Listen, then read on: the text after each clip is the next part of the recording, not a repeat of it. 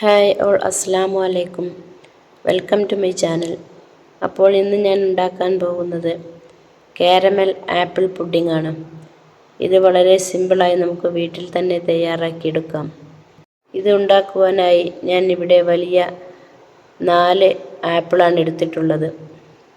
ഇത് നല്ലതുപോലെ കഴുകി വൃത്തിയാക്കി അതിൻ്റെ തൊലിയെല്ലാം കളഞ്ഞെടുക്കണം. ഇപ്പോൾ ഞാൻ ഇതിൻ്റെ തൊലിയെല്ലാം കളഞ്ഞ് നല്ലതുപോലെ കട്ട് ചെയ്തെടുത്തിട്ടുണ്ട്.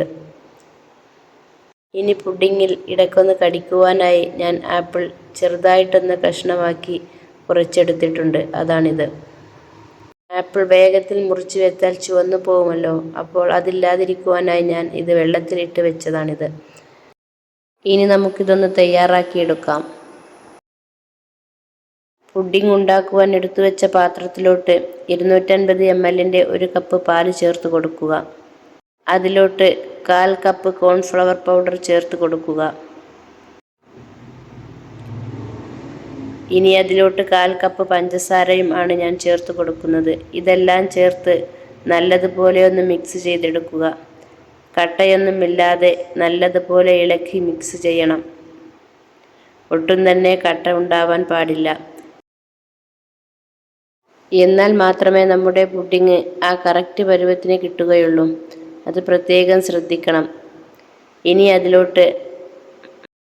അതിലോട്ട് നമ്മൾ നേരത്തെ എടുത്തു വെച്ച ആപ്പിൾ 1/4 കപ്പ് പാലും ചേർത്ത് ഒരു മിക്സിയുടെ ജാറിലിട്ട് നല്ലതുപോലെ ഒന്ന് അരച്ചെടുത്തതിന് ശേഷം അതിൻ്റെ കുരുവോ തൊലിയോ ഒന്നും തന്നെ പെടാതിരിക്കുവാൻ വേണ്ടി ഒരു അരിപ്പയിലിട്ട് നല്ലതുപോലെ അരിച്ച് അതിൻ്റെ പൾപ്പ് മാത്രം എടുത്ത് അതിൻ്റെ ആ മിക്സിലോട്ട് ചേർത്ത് കൊടുക്കുക.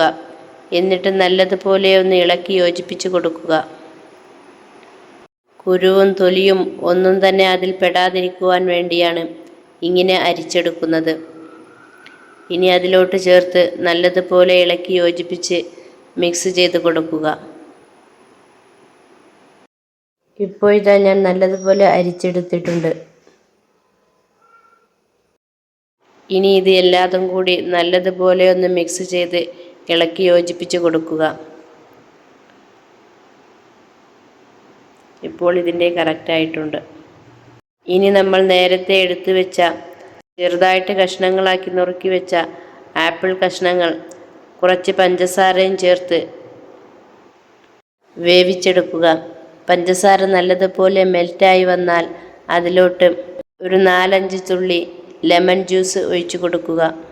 ഇതെന്തിനാണെന്ന് വെച്ചാൽ അത് ചൂടാറിക്കഴിഞ്ഞാൽ കട്ടയായി ഒട്ടിപ്പിടിക്കാതിരിക്കുവാൻ വേണ്ടിയാണ് നാരങ്ങ ജ്യൂസ് ഉറ്റിച്ചു കൊടുക്കുന്നത്. ഇനി ഇത് മറ്റൊരു പാത്രത്തിലോട്ടൊന്ന് മാറ്റി വെക്കാം. ഇനി ഇതിലോട്ട് പഞ്ചസാരയൊന്ന് കാരമൽ ചെയ്തെടുക്കണം. ഇത് എല്ലാവർക്കും അറിയുന്നതാണല്ലോ. ഈ കാരമൽ ചെയ്ത പഞ്ചസാര പുഡിങ് സെറ്റാക്കുവാനുള്ള പാത്രത്തിലോട്ട് ഞാൻ ഒഴിച്ചു കൊടുത്തിട്ടുണ്ട്. ഇനി നേരത്തെ നമ്മൾ മിക്സ് ചെയ്ത് വെച്ച പുഡിങ്ങിൻ്റെ ആ കൂട്ട് സ്റ്റൗവിൽ വെച്ച് ഫ്ലെയിം ഓണാക്കി കൊടുത്ത് ചെറിയ തീയിൽ നല്ലതുപോലെ ഒന്ന് ഇളക്കി കൊടുത്ത് വേവിക്കുക. ഇതിൽ ഒട്ടും തന്നെ കട്ട ഉണ്ടാകാൻ പാടില്ല. കൈവെക്കാതെ നല്ലതുപോലെ ഇളക്കി കൊടുക്കണം. എന്നാൽ മാത്രമേ അതിൻ്റെ ആ കറക്റ്റ് പരുവത്തിന് നമുക്ക് കിട്ടുകയുള്ളൂ. ഇപ്പോൾ ഇതാ കുറച്ച് സമയം കഴിഞ്ഞപ്പോഴേക്കും ഇത് നല്ലതുപോലെ കുറുകി വരുന്നുണ്ട്. കൈവെക്കാതെ ഇളക്കി കൊടുത്തുകൊണ്ടിരിക്കണം. തീയെ ലോ ഫ്ലെയിമിൽ ഇട്ടുകൊണ്ട് മാത്രം വേണം ഇത് ചെയ്തെടുക്കുവാൻ. അല്ലെങ്കിൽ നമുക്ക് ആ കറക്റ്റായിട്ട് കിട്ടുകയില്ല. ഇപ്പോൾ ഇതാ നല്ലതുപോലെ കുറുകി വന്നിട്ടുണ്ട്. ഇനി നേരത്തെ നമ്മൾ എടുത്തു വെച്ച ആപ്പിളിൻ്റെ കഷ്ണങ്ങൾ ഇതിലോട്ട് ചേർത്ത് നന്നായിട്ടൊന്ന് ഇളക്കി യോജിപ്പിച്ച് കൊടുത്ത് എല്ലായിടത്തും എത്തുന്ന രീതിയിൽ മിക്സ് ചെയ്ത് കൊടുക്കുക. ഇപ്പോൾ ഇതാ ഇതിൻ്റെ കറക്റ്റ് പരുവത്തിന് കിട്ടിയിട്ടുണ്ട്. ഇനി നമുക്ക് ഇത് സെറ്റാക്കുവാനായി എടുത്തു വെച്ച പാത്രത്തിലോട്ട് ഇത് ചൂടോടെ ഒഴിച്ചു കൊടുക്കാം.